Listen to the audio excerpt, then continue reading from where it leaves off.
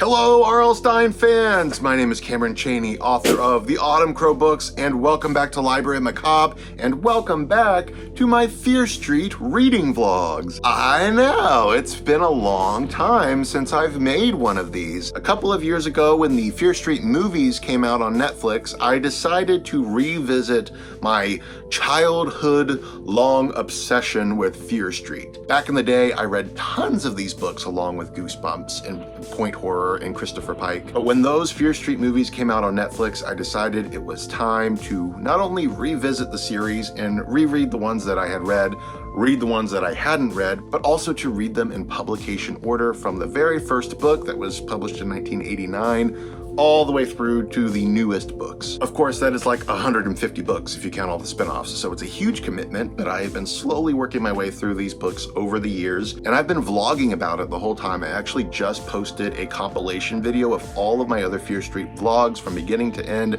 right up here, so you can go and watch it. The link's also going to be down below in the graveyard. It's a 3.5-hour video, more than that, and you can catch up all in one go if you haven't seen my other videos. In this one, we're going to be talking about the next 4 books in the series. We've got The Best Friend, which I have never read before, Broken Hearts, which is a reread for me. I have read this one before, as well as The Cheater and Sunburn, both of which I've never read. So these will be brand new reads from me along with The Best Friend. I am so excited to get back into Fear Street and to get ready for Fear Street Prom Queen, the new movie on Netflix that's coming out in May. I am pumped. I am so eager to watch this movie. I love The Prom Queen, the book. I think it's amazing, so I'm really excited to see how they're going to adapt it. Of course, the Fear Street movies so far have not been very loyal to the books, but I still enjoy them just as like their own thing. So without further ado, we are going to dive into The Best Friend next.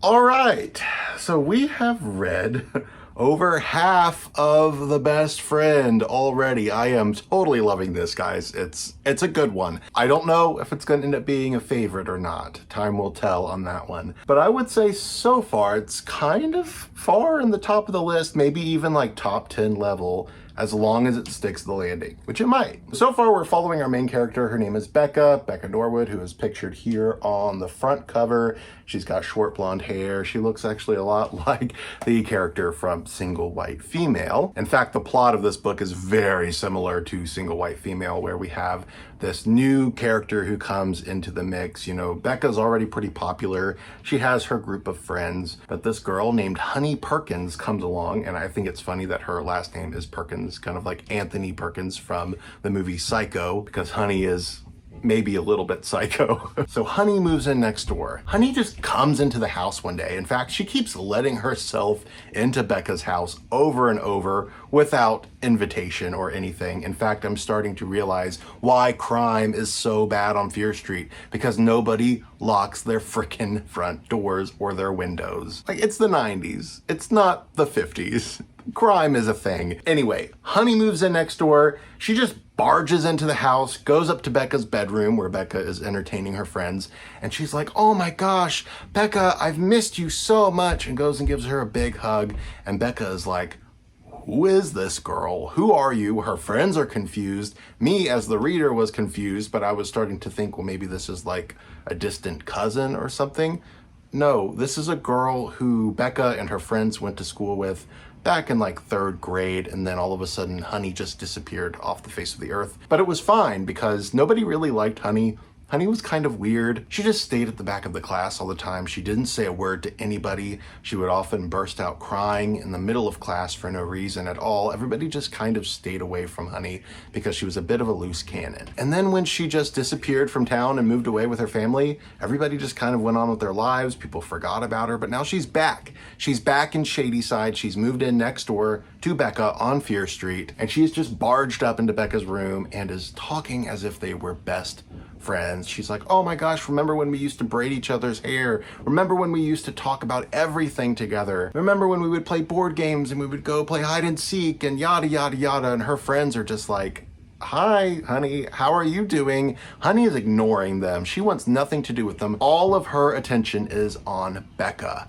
And Becca's a bit uncomfortable with all of this. It's not until Honey leaves the house that Becca and her friends look in their yearbook from 3rd grade, and then they remember who Honey was. Becca was not friends with Honey. The two of them never hung out. They never did anything together. Nobody was friends with Honey. So obviously Becca is a bit confused. She doesn't know why Honey is saying all of these things. She doesn't know why Honey is acting like they were best buds. But obviously Honey is a bit lonely. She also mentions that her mother passed away a year ago and that times have been really hard. I will also say I'm halfway through the book. She's saying that she moved into the house next door with her father. There's no sighting of her father. In fact, Becca decides to go next door at some point because she realizes that an enamel pen, one of her favorite enamel pens, is missing, and she thinks Honey may have stolen it while she was in her bedroom. So Becca decides to go next door to Honey's new house, and it's shuttered up. There's nobody in there. The lights are off. The doors are locked. She's getting a little bit confused. I'm loving it. It's so dramatic. It is so freaking dramatic. And I'm actually a big fan of single white female. So to go into this, like seeing the parallels there, it's kind of fun. So yeah, really loving The Best Friend. It's another good one for Christmas time too. So if you are in the mood for a Christmassy story come Christmas time, it is pretty Christmassy. So I'm going to finish up here, finish reading The Best Friend. I think I might actually go on a bike ride first just to get some exercise, and then I'm gonna come back home and finish up.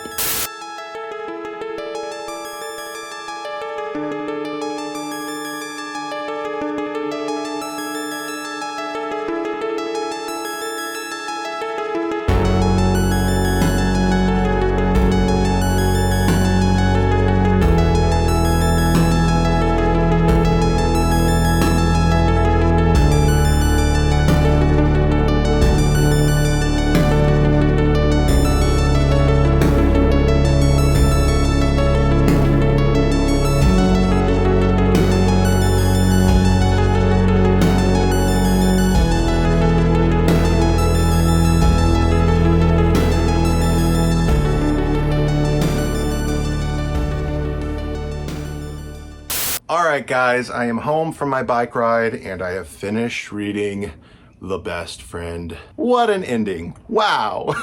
I don't want to spoil things obviously, and especially the ending for this book. I will say, usually Fear Street books have a happy ending. But this book in particular is very notorious for R.L. Stine kind of getting in trouble with his readers because he gave the readers a very unhappy ending. Goosebumps, of course, always ends on some kind of twist ending. Fear Street, Point Horror, they almost always ended on a happy ending with the girl and her love interest walking away together and kind of like looking into the future and thinking, oh, things are going to be so much better. This does not end that way. This actually has a very dark, very grim ending, and I loved it. I totally loved it. It's probably my favorite ending of all the Fear Street books so far that I've read, and I've read like 40 Fear Street books. So like I was saying, R.L. Stine kind of got in trouble with his readers where they asked him to write a sequel called The Best Friend 2, pictured here, which I will read eventually once I'm there to that point in the series. Unfortunately, it comes like way later on in the series, so it's gonna be a while until I get there. But they begged and begged and begged him to write a sequel that has a happy ending, and apparently he did that. So I will be reading that book at some point, but for now I am more than happy with this sick, twisted ending. I think it's great. Guys, there's so much gaslighting in this book, and I mean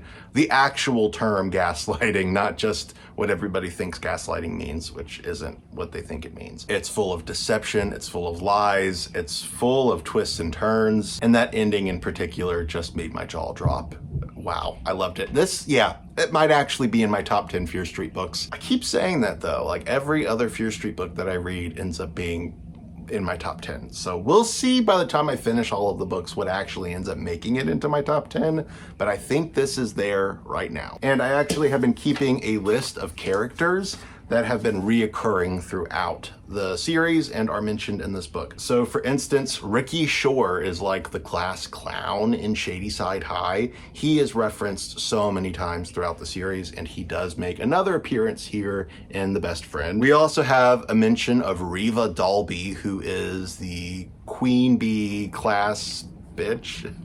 I think everybody can agree she's kind of a bitch. She's very mean. She's so mean to everybody.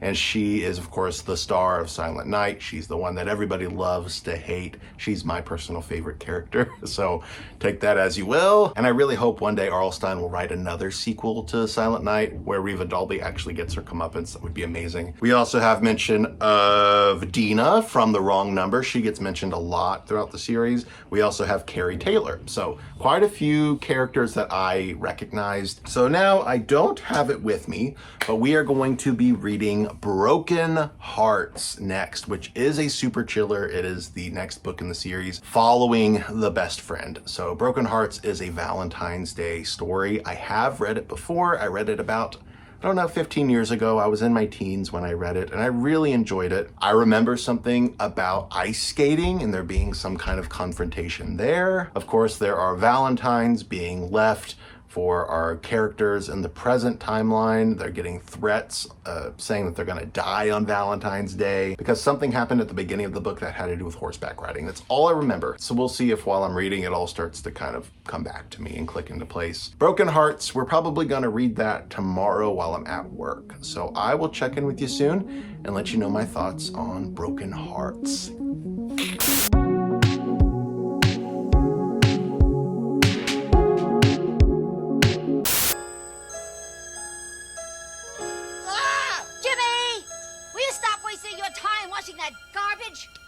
You should be doing your homework. I don't know what I'm Hey, doing. Junior, I got something you can really sink your teeth into. Calling all Dream Warriors. Think you're brave enough to face Freddy? Well, now you can put your nightmare knowledge to the test and win money or a chance to be in A Nightmare on Elm Street 6. Just pick up your telephone and dial 1-900-860-4FRED, and you can challenge Freddy Krueger in the ultimate trivia game. Hundreds of blood-curdling questions about all my films.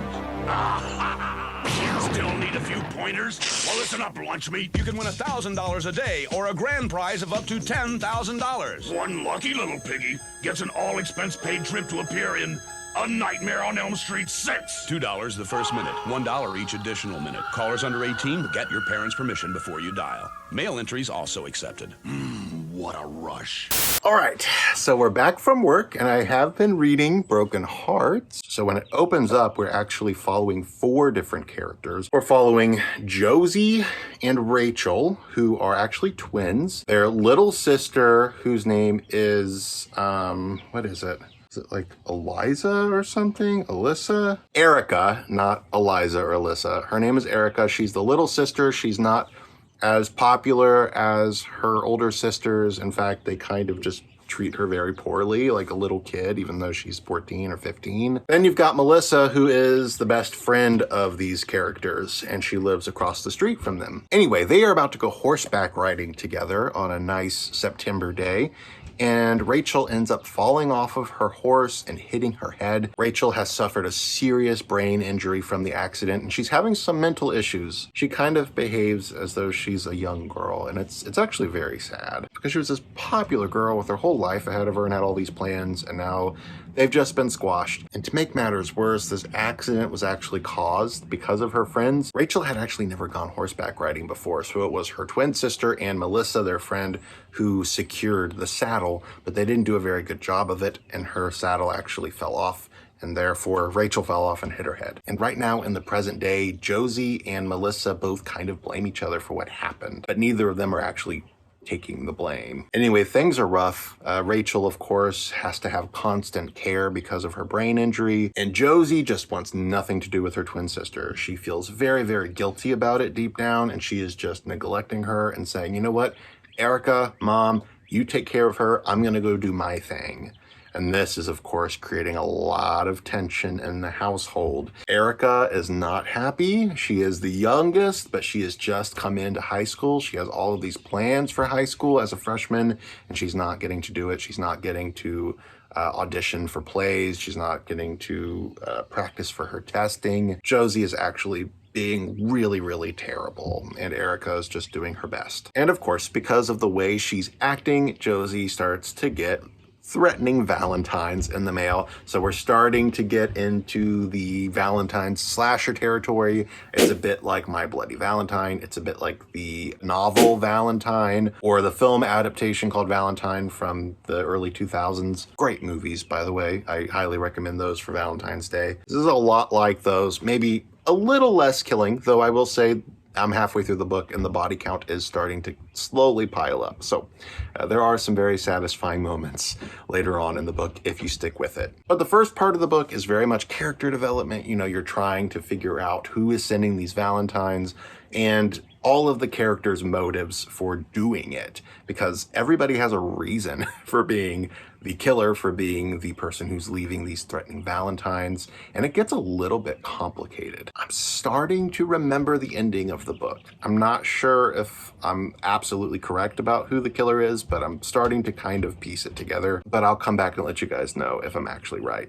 On another note, there's actually something kind of cool I want to share with you guys. I have a brand new piece that I wrote for the Old School April 2025 zine.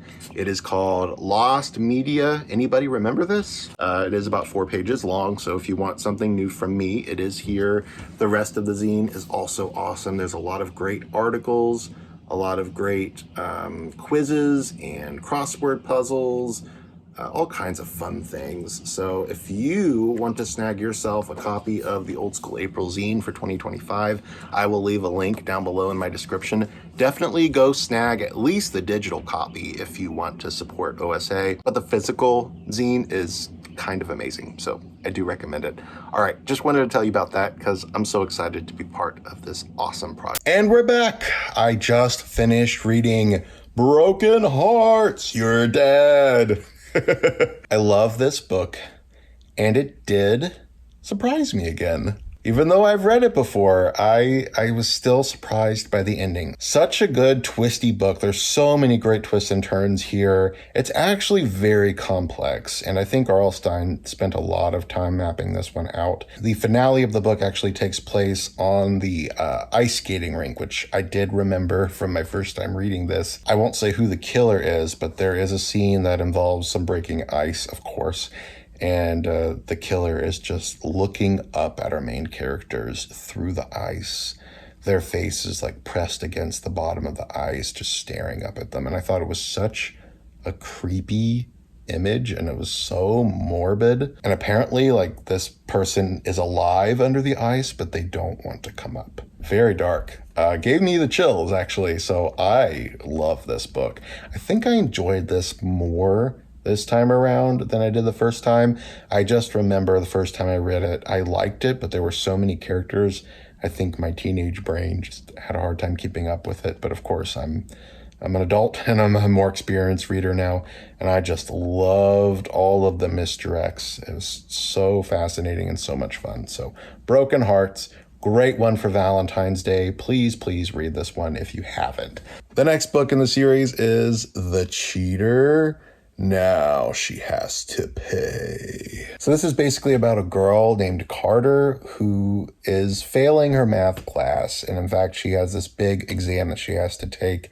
And she's really, really worried that she's not going to pass. Her boyfriend is actually a math whiz, though. And she asks him, kind of joking, but kind of not joking, if he would be willing to take the test for her. And her boyfriend's like, yeah, no, I'm not going to help you cheat. And she's like, oh, I'm just kidding. I can't believe you'd think I would want you to do that. I wasn't being serious. She's serious.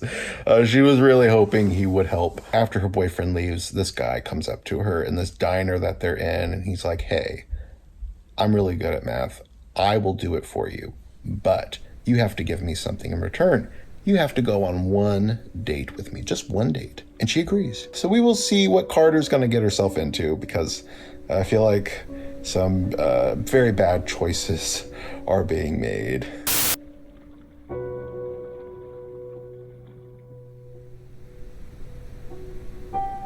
That night, she drove slowly down Fear Street. It was a dark, moonless night of long, shifting shadows, and Fear Street was even creepier than usual. The old Simon Fear mansion loomed before her like a burned-out hulk. In the misty air, steam rose up from the remains of the house, so that it seemed to have burned just that day.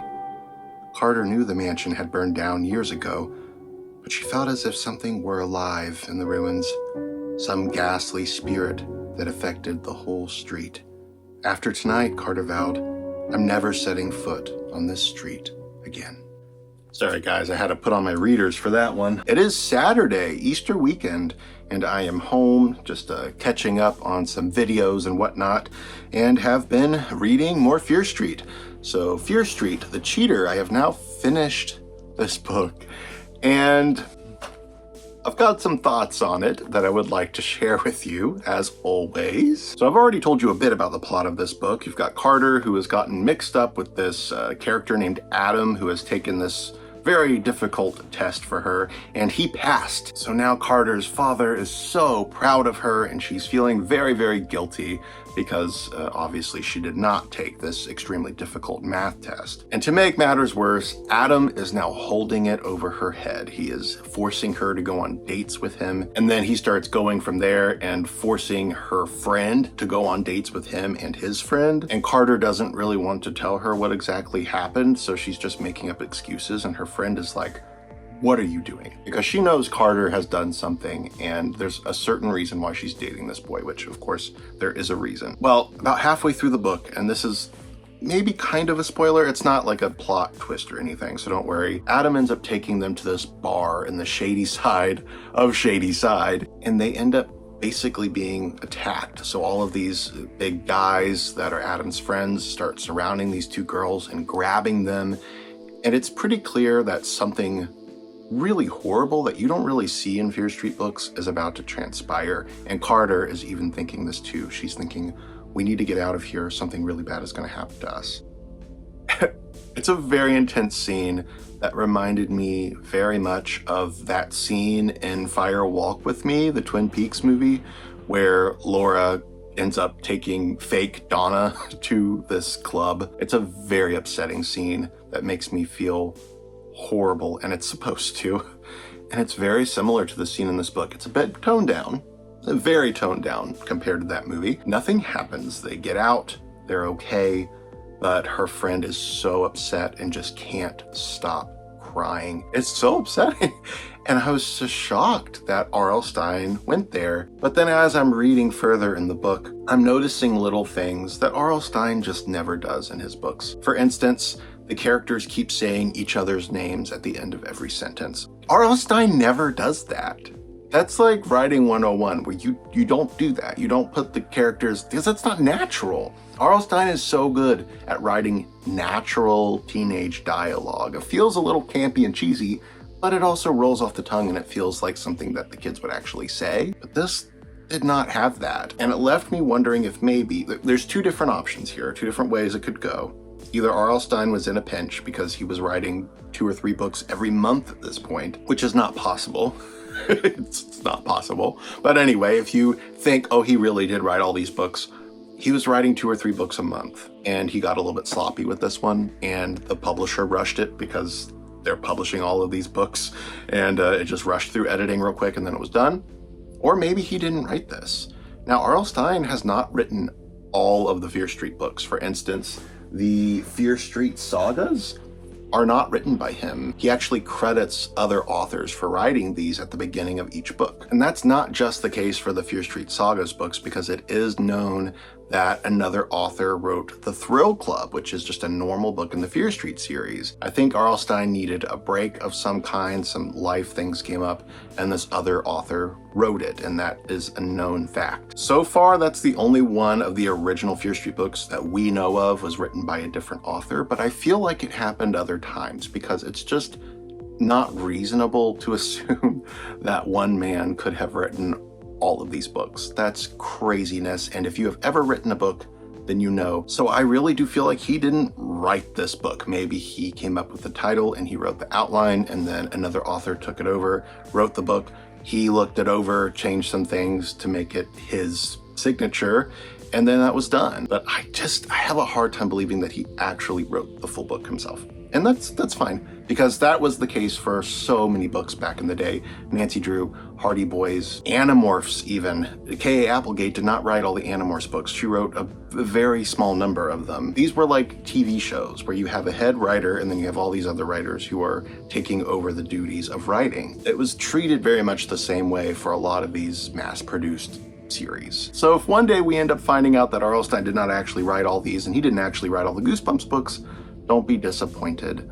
Don't be mad at R.L. Stine. It's just not reasonable on our parts to assume that he wrote every single one of those books. But we still have those books. They're still ours. They're still real books. And he still had a part in all of that. I just don't think he wrote every single one of them. That's all I'm saying. And I don't think he wrote this one. Just putting it out there. Overall, I thought the book was okay. It just is very different from a lot of the books that I know he wrote. For instance, when I pick up Silent Night or Goodnight Kiss or the original Fear Street Saga trilogy and I read those, I know that's him because I've read countless books by R.L. Stine. I know his style. I know his word choices. Even though he writes simply for a children's and teen audience, he's a good writer and he knows how to write a fast-paced book. And this just feels different from that. It's okay, it's fine, but it just feels different. For instance, I've actually started reading Sunburn, which is the next book in the Fear Street series, which I forgot to grab and bring with me. It's in my bedroom. I'll talk about it more later, but instantly when I started reading that book, I knew this is R.L. Stine. The smooth rhythm of the writing, the way the sentences are constructed, the realistic dialogue, the quirky little details, that is R.L. Stine. Like, I know that's him. There's also a scene where a character starts screaming, and when she does, she starts pulling at the sides of her hair. I don't know why R.L. Stine has characters do that, but when you read that, that's an R.L. Stine-ism. That's not another author trying to mimic R.L. Stine. Only R.L. Stine writes that. And I know because I've seen that in so many of his books before. For some reason, the characters in his teenage books love to scream while pulling their hair. It's just a thing he writes, and it's in Sunburn. I know that's him. That is not to be found in The Cheater. Anyway, The Cheater, it's like middle of the road Fear Street. It's got some nice twists. It's got some dark elements in it, and it does keep you guessing. But at the end of the day, I just felt kind of underwhelmed by it. It's not as good as The Best Friend, which I know was R.L. Stine. I know Broken Hearts was by R.L. Stine because that was just a great, well-written, well-constructed book. This one just feels very middle of the road. Not bad. And some people might actually really like this. So definitely give it a shot, but I just didn't totally love it. I think Sunburn may be a different story though, because so far, it's pretty damn stellar. Now, before I read some more Sunburn, I actually do have a bit of a book haul for you, a very small book haul. A book haul of teen horror, a lot of which are actually very rare. My pal Misty from The Best Misty on Instagram, she's got a great book collection. She actually has a Midnight Diary Fear Street book, which I'm forever jealous of. I think she's got like 2 copies or something. I'm still hoping one of these days she'll sell me one of them, just letting you know, Misty. I've not given up hope yet. Anyway, she does often sell books that she has duplicates of, and I bought a whole bunch of stuff from her. She gave me some great deals. These arrived today, and it just brightened my whole Saturday. We do have some Fear Street, of course. These are UK Fear Street editions, so you get to see some alternate covers here. You've got First Date. The Prom Queen, of course. We've got the Prom Queen movie coming out in a month. And there is the UK edition, which looks pretty cool. These are definitely a lot simpler than the US editions, but I still love them. I think they're very striking. There's the knife. Another one of the Fear Street books that I feel like R.L. Stine did not write. The Cheater. There's the Cheater, the UK edition. So as you can see, pretty different. I do prefer the US editions, but I still do like the UK editions. And then we've got Cheerleaders, the Third Evil. I think the first Evil has a chainsaw on the cover, even though a chainsaw never appears in any of the Fear Street cheerleaders books. Here is kind of a knockoff of Fear Street. We've got the Power series, another 90s teen horror series. I was trying to see if I could find the US editions. I have a few of them, but I don't see them on my shelves, so they're buried somewhere. But anyway, these are the UK editions, which I like a lot more. I think these are much cooler than the boring looking US editions. Definitely go Google them to know what I'm talking about. But look at this. This is called The Witness. So creepy, oh my God. And the Catacombs. I love this this carousel horse on the cover. I have a thing for carousels. So I got those are UK editions. The rest of these, I believe, are US editions. We've got a very rare book here called Spring Break by Nick Barron. This is a Z-Fave book, which is the young adult imprint of Zebra Books. Zebra Books published a lot of great horror books for adults back in the day, and they also published quite a few books for teens. And this is one of the rarest. She sold me this for $3, guys. Such a great deal. I've been wanting this book forever. I also believe this is technically part of the Nightmare Club series. It's just not labeled as one, so it makes it a little bit confusing. Another very rare book that I have been after for the longest time, Sweet Dreams by Kate Daniel. The tagline of this is, "Now I lay me down to die." So dramatic. Another ultra rare book, Evil in the Attic by Linda Piazza. This is a Avon Flair YA horror book. Ghost Behind Me by Eve Bunting, another rare one, and this is in beautiful condition, and it is a first printing. Cannot wait to dig into this. I love Eve Bunting's picture books. I've read many of them while working on the Bookmobile, but I've not read any of her teen books. Another rare series, Insomniatics. This is a late 90s teen horror series that I have never been able to find, and she did fortunately have one of them. I need to find the rest of the books though. Like, I really want to get a full set of these books. Sweet Valley University Thriller Edition. This one is called Killer Party, which has a seance scene, I guess. I've not read this one, but it looks cool. Another rare one that I really needed for my collection. This is actually the last Erie, Indiana book that I needed. It's called Eerie in the Mirror. Does anyone else know Eerie, Indiana? I loved that series. Such a fun, quirky horror series for kids. If you grew up watching Goosebumps, you probably caught an episode of Eerie, Indiana at one point. Such a great show, and it has a series of books. So this is book 16, the last one I needed. I also grabbed some Tales from the Crypt books from her. I love Tales from the Crypt, guys. Like, I'm a mega Tales from the Crypt fan. They did some children's books in the 90s that were Tales from the Crypt themed, just to kind of ride off of the growing success of the TV show on HBO, Tales from the Crypt Keeper, the animated series, and this new love of the comic books that had started to grow ever since the show came out.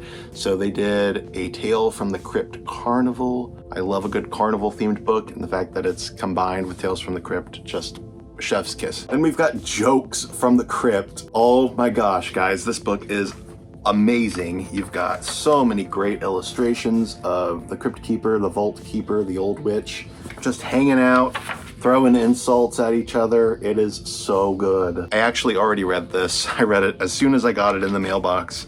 I love a good joke book, and there's actually some great jokes in here. How did the gravedigger get his job? He fell into it. What is the hardest thing about learning to skydive? The ground. There was a really good one in here. Oh yeah, here it is. It's a dark one, so bear with me. What do an electric chair and a period have in common? They both end a sentence. Anyway, I am in the mood to read some Fear Street, so we're gonna go dive back into Sunburn, and then I will return with my thoughts. I'm speechless, guys. I was gonna wait until I was finished reading the book to tell you my thoughts on it, because it's a fun book and everything. There wasn't a whole lot to update you guys on until now. What the hell? All right, so this book, it's about a girl named Claudia who goes to the beach with her 3 friends. They met at a camp, which is like called Camp full moon or something. I don't know if that's in Shadyside. I really don't know where that camp is. It's definitely not Camp Nightwing from Lights Out. It's some other camp. Anyway, they met at camp last year, but something really terrible happened at camp. Somebody died, and you don't really find out who that is until about halfway through the book. So this is the first time that they've met up since the tragic accident at camp, and they want to just get together and have a nice time and try to heal old wounds. But these accidents keep happening while they're on vacation at the beach. Just all kinds of crazy random accidents, and they're starting to think that one of the girls in the group is responsible. So that catches you up a little bit. And in order to tell you just how insane this scene is that happens 3/4 of the way through the book, I need to spoil it. So you're going to have to jump ahead a little bit. I'll put a timestamp or something so that way you can jump ahead if you don't want to be spoiled. But I have to talk about it. I have to. I don't ever spoil things in these vlogs, but I have to talk to you about this because it was wild. The wildest moment I have ever read in a Fear Street book. Okay, so Claudia decides one morning that she's going to go for a little jog down the beach, a nice relaxing jog, when out of nowhere, a bloodhound, a giant dog, comes running at her. And to escape, she decides to jump in the water and try to swim away. As she jumps in the water, it catches up to her and it bites into her ankle, latches onto her. She kicks it away and keeps swimming. The water around her is just filled with her blood. Her ankle is burning. She's tired, but she keeps swimming faster and faster. And the dog is chasing her the entire time. It's chasing her. It won't stop doggy paddling after her. She is doing like a breaststroke, and it's just like doggy paddling after her the entire time, and it won't stop. And I'm thinking in my head, oh, wouldn't that be funny if a shark smells the blood and starts going after her too? It does! That's exactly what happens. A shark appears out of nowhere and starts swimming at her. So she starts swimming even faster, trying to remain calm because she doesn't want to attract the shark even more. And then I'm thinking in my head, what if the shark eats the dog? She's swimming along and she hears a yelp. And she looks behind her to see a geyser of blood erupt around this dog. And then she like swims into something and doesn't know what it is and then realizes it's a piece of the dog. And she's just surrounded by blood. And then she gets caught in a freaking riptide. And she gets pulled out further to sea. Now listen, I think it's sad when animals get killed in Fear Street books, but this was on a whole other level, and it did make me laugh. It's just so crazy. It's just like the worst case scenario just keeps happening over and over and over. And I will say, even though I'm like laughing during this whole scene, I was holding my breath. Like I was out of breath by the end of this scene. So I only have, let's see, like, I don't know, like 20 pages left of this book. I'm going to go ahead and finish it, and then I will be back soon to let you know my final thoughts on Sunburn. All right, creeps, we're back. We have finished reading Sunburn, and holy crap. Oh my God, this book is insane. He, and by he I mean R.L. Stine, really cranks it up to like 11 at the end of this book. There's so much going on, from the scene with the dog and the shark, and then the explosive ending. It has all of the teenage banter and the drama and the melodrama. It's way over the top. It's not only cozy and fun, but it also has a great atmosphere. It's got a pretty good main character who is Claudia Walker. I really like her. I thought she was pretty cool. It actually really made me want to go on vacation to the beach, and hopefully I'll be able to do that soon. Yeah, Sunburn gets my highest recommendation. And that, my friends, is the final Fear Street book that we will be reading in this vlog, but I will be back very soon with another round of Fear Street books because The Prom Queen comes out next month. And I want to read even more books leading up to the movie and telling you my thoughts about the movie. So stay tuned. I'll be back soon. Later, creeps.